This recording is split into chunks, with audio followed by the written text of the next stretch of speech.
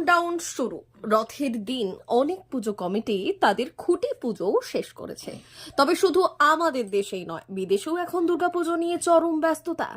আর এই ব্যস্ততার মধ্যেই উলুবেড়িয়া ময়রাপাড়া থেকে কানাডার টরেন্টোয় পাড়ি দিচ্ছেন উমা। সবকিছু ঠিক থাকলে এই সপ্তাহে জাহাজে চড়ে টরেন্টোর পথে পাড়ি দেবেন উমা। 6 ফুট উচ্চতার এই ফাইবারের দুর্গা প্রতিমাটি তৈরি করেছেন উলুবেড়িয়া ময়রাপাড়ার শিল্পী সঞ্জীব চন্দ্র। ইতিমধ্যে প্রতিমার যাবতীয় কাজ শেষ। তবে শুধু দুর্গা প্রতিমাই নয়, তার সঙ্গে ঢাক সহ পুজোর বিভিন্ন সামগ্রীও কানাডায় যাচ্ছেন।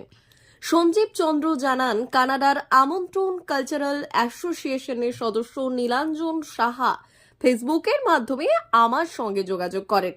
পরে মে মাসের শেষের দিকে আমাকে প্রতিমার অর্ডার দেন। তিনি জানান, ফাইবারের প্রতিমাটি তৈরি করতে 40 দিন সময় লেগেছে।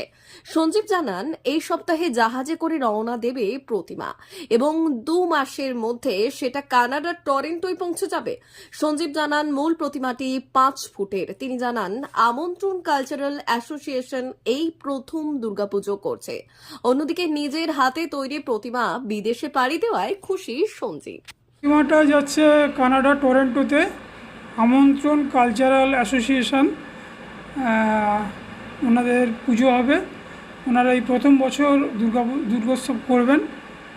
তো আমাকে ওনাদের সদস্য নীলাঞ্জন সাহা আমার সঙ্গে যোগাযোগ করেছিলেন ফেসবুক মারফত।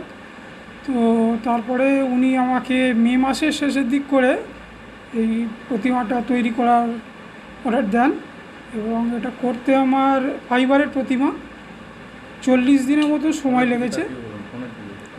40 দিনের মতো সময় লেগেছে। আর এটা যাবে কানাডা টরেন্টোতে।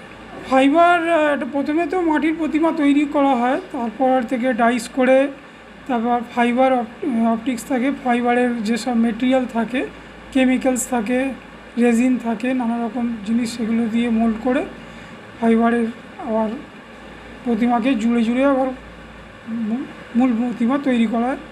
তারপর এগুলো অয়েল পেন্টস রং করা, তারপরে সাজানো, যেমন ঠাকুর তৈরি হয়।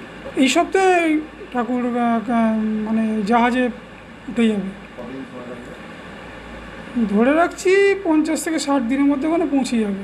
আমার ঠাকুর তো আমেরিকাতেও গেছে, লাক্সেমবার্গে দুর্গা প্রতিমা গেছে, এমনিও তো অনেক প্রতিমা যাচ্ছে দেশ বিদেশে। তো এই ঠাকুরটা টোটাল হাইট আছে 6 ফুট, মূল প্রতিমাটা 5 ফুট। যেহেতু ঠাকুরটা পৌঁছতে 50-60 দিন সময় লাগবে, সেই হিসাবে তো পুজোর আবহাওয়া তো আমাদের শুরু হয়ে গেল বলতে পারা যায়। ভালোই হয়, আনন্দই লাগে, সেই হিসাবেই কাজ করা।